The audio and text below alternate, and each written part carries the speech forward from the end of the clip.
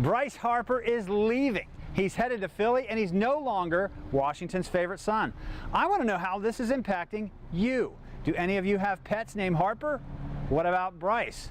Are you going to have to change the name of your pet? For crying out loud, did any of you name your kids after the Slugger?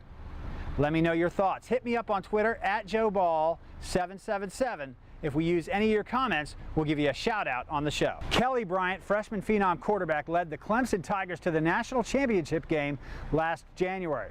This week, head coach Joeball777 told Bryant he would not be starting in the Tigers' home opener this Saturday. 2 days later, Bryant announced that he was transferring away and made it known to other college coaches publicly that he was available. Bryant did not dress. He was not on the sidelines as Clemson took the field to defend their ACC title.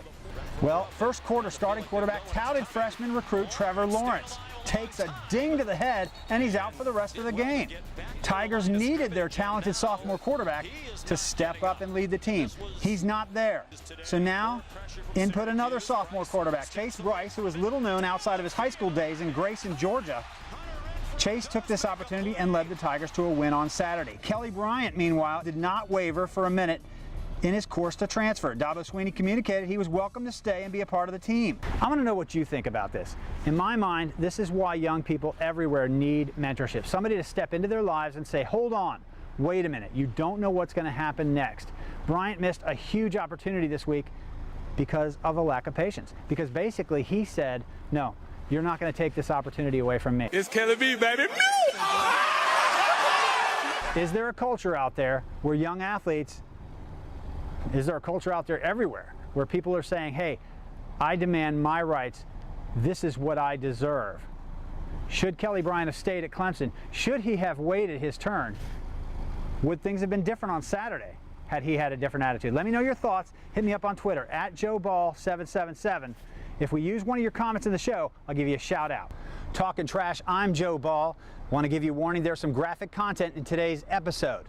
This is not going to be as controversial a topic as far as dividing those of you who respond. However, it's going to make your blood boil. This week in Missouri, a daycare worker, 27-year-old, took a 3-year-old little girl and threw her across the classroom by her arm.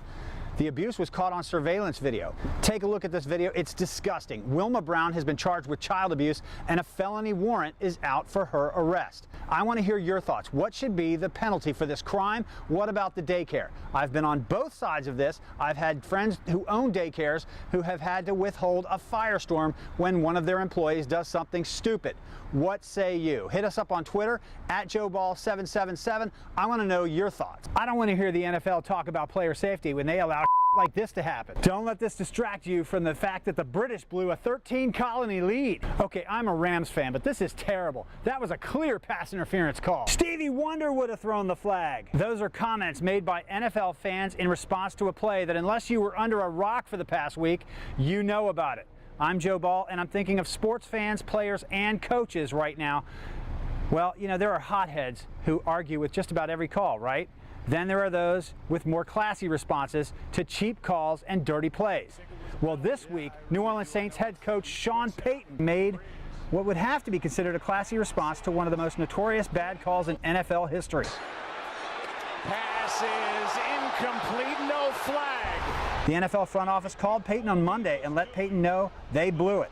According to Payton, they said that never should have been a no call. Not only was it pass interference, but it was helmet to helmet. The Los Angeles Rams, who beat the Saints Sunday, are headed to the Super Bowl.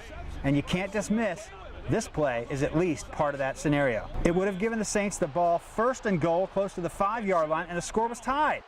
I want to hear from you at joeball777. If that call had been made, would the Saints have put the ball in the end zone? Should the Rams be going to the Super Bowl? Should the NFL do something? Let me know your thoughts. We spoke with Bubba Bolden this week. Check out the conversation on Twitter, and then I want to hear from you.